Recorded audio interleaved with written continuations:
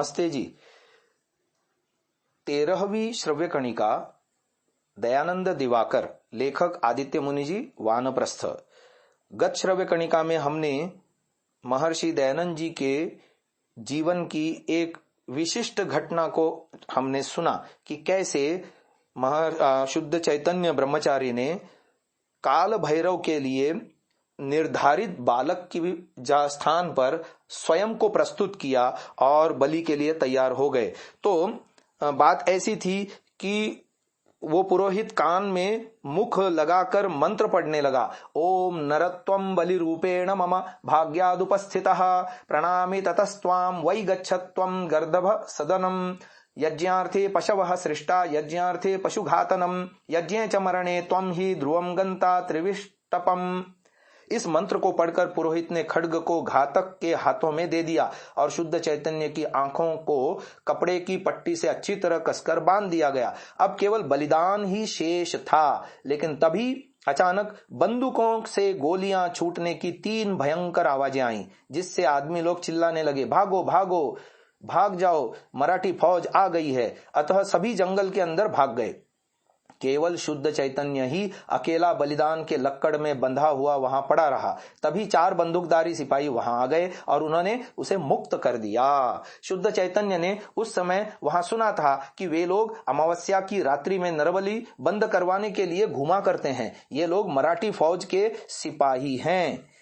ये इंदौर के महाराजा तुकोजीराव होलकर द्वितीय के सिपाही थे, जिन्होंने 27 जून 1844 ईस्वी से लेकर 17 जून 1886 ईस्वी तक 41 वर्ष 11 माह 20 दिन राज किया था।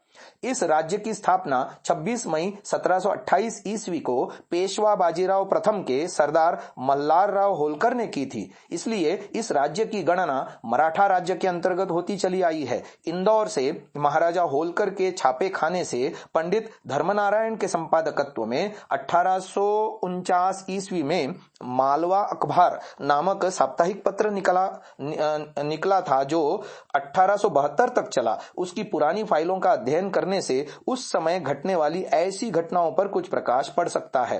22 अक्टूबर 1850 मंगलवार के अंक में उस समय के मनुष्यों की क्रूरता का परिचय हमें उस समय मिलता है जब हम उसमें पढ़ते हैं कि आहिस्ते आहिस्ते सवारी वहां पहुंची जहां एक भैंसा बंधा हुआ था। उस पर लोग तलवारें मारने लगे और निशान के हाथी ने उसका काम तमाम किया।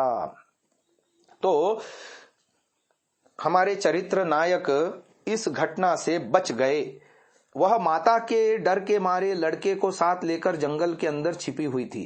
शुद्ध चैतन्य ने वहां जाकर माता को आशा बंधाई कि अब इन फौजी सिपाहियों से डरने का कोई कारण नहीं है। उसने इन सिपाहियों से सब बातें अनुपूर्व से कह दी और माता से, लड़के से तथा शुद्ध चैतन्य से भी इन्होंने सब कुछ सुन लिया था। वे लोग वहां ही रहे। सवेरे 2 सिपाही माता को और लड़के को साथ लेकर उनके घर पहुंचाने के लिए रवाना हो गए। 2 सिपाहियों ने शुद्ध चैतन्य को भी अपने साथ लेकर धर्मपुरी में छोड़ दिया।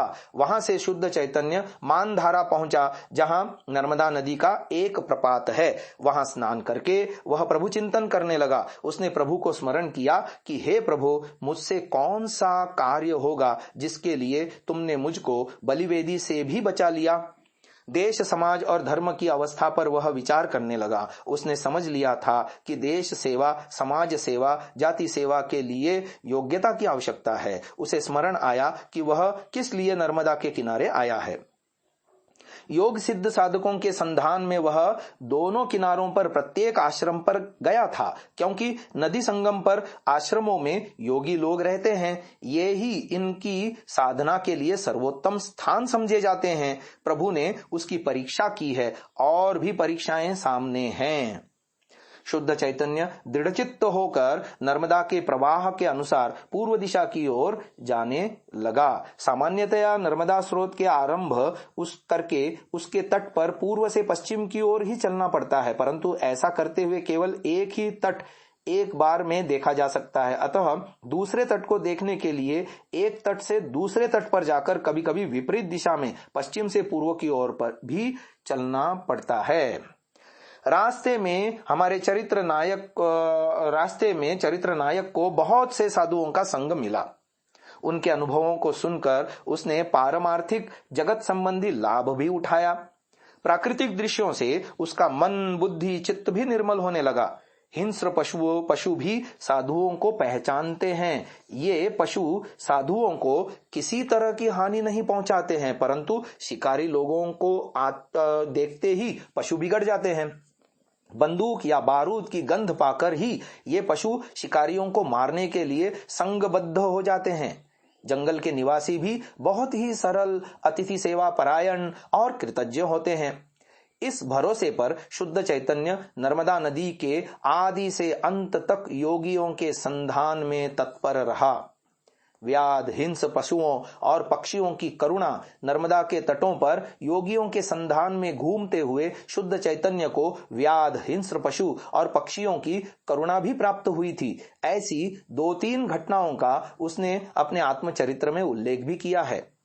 गहरे वन के अंदर जाते हुए एक दिन उसे मार्ग नहीं दिखाई दिया। रात्रि का अंधेरा छा चुका था। निचेष्ट होकर वह धीरे धीरे चलने लगा और अंधेरे में एक गड्ढे में गिर गया।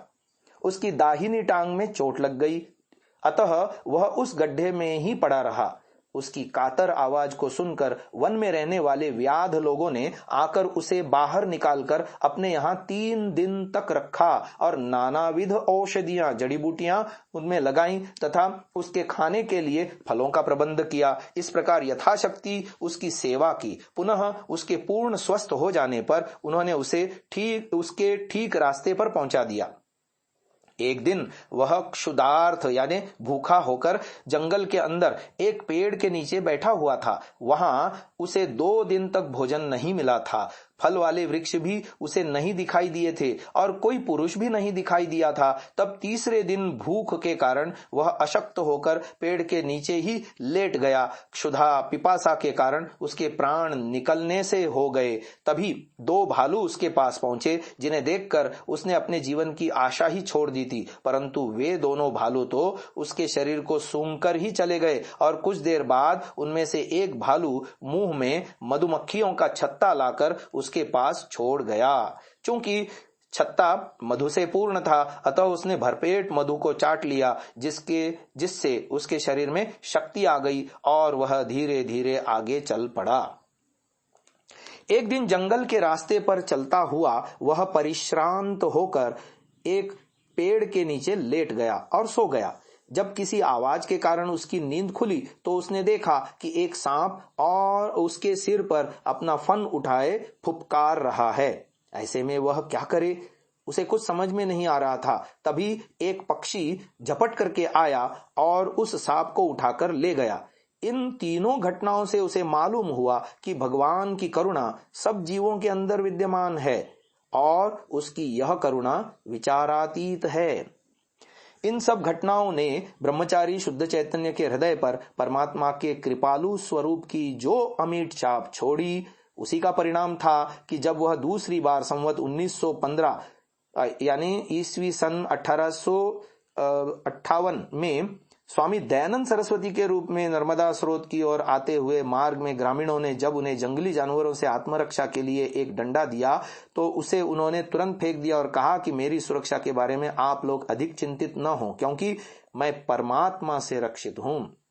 थियोसॉफिस्ट के संपादक के अनुसार ऐसे अवसरों पर स्वामी जी अपनी यात्रा के अत्यंत रोचक प्रसंगों का वर्णन करना छोड़ देते हैं, क्योंकि वे नहीं चाहते कि जिस व्यक्ति ने उनकी जान बचाई थी उसके नाम अथवा उसके घटना का उल्लेख किया जाए। वे इसे अपने मित्रों को तो बता देते हैं, परंतु घटनाओं का प्रकाश करना उन्हें स्वीकार नहीं। इसलिए ऐसी घटनाओं का वर्णन स्वामी दयानंद सरस्वती ने यदि 1873 ईस्वी में कलकत्ता में कर दिया और अपने आगे 1879 में अपने हस्तलिखित जन्म चरित्र में नहीं किया तो कोई आश्चर्य की बात नहीं है। पुनः प्रवचन में तो वे सार्वजनिक तौर पर 4 अगस्त 1875 ईस्वी को ऐसा कर भी नहीं सकते थे। उनका कहना था कि मैंने आज तक अकेले ही भ्रमण किया है और आगे भी करूंगा। कई बार मेरे प्राण हरण की चेष्टा की गई, परंतु सर्वरक्षक परमात्मा ने सर्वत्र मेरी रक्षा की है, भविष्य में भी वही करेगा। महर्षि दयानंद जी का जीवन चरित्र भाग 1 पृष्ठ संख्या 173। आगे की चर्चा हम कल के श्रव्य कणिका में करेंगे। इसे यहीं विराम देते हैं। ओम। इस वीडियो को पूरा देखने के लिए आप सभी महानुभावों का हार्दिक धन्यवाद करते हुए विनम्र निवेदन है, आज ही गूगल प्ले स्टोर से एंड्रॉयड के लिए सांतसा नामक ऐप को आप डाउनलोड करें। इस ऐप में आपको महर्षि दयानंद, आर्य समाज, देशभक्ति, चरित्र निर्माण, संस्कृत आदि से संबंधित सैकड़ों घंटों का ऑडियो श्रवण करने को मिलेगा। इसके अलावा विभिन्न विषयों पर आलेख, सुविचार, प्रदर्शनी एवं बहुत सारे पीडीएफ पुस्तकें भी इस ऐप के माध्यम से आप सुन सकते हैं, देख सकते हैं, लाभ उठा सकते हैं, अन्यों के साथ साझा भी कर सकते हैं। धन्यवाद।